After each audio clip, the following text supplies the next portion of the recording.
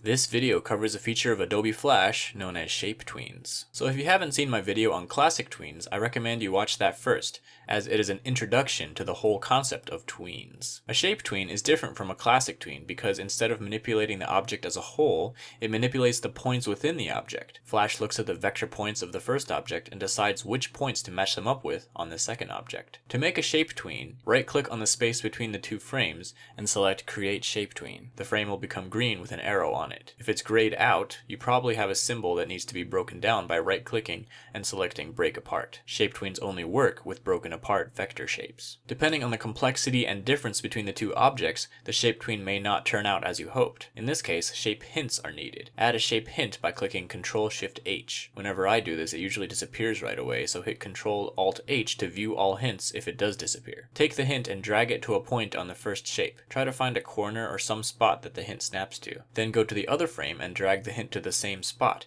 and it should turn green. Now look at the tween. If it still doesn't look correct, keep adding hints until it does look correct. Make sure that you're matching A with A and B with B, and so on. If you add a hint and it disappears altogether, nudge the hint until it reappears. Otherwise, get rid of it. And if all goes well, you should have your completed shape tween.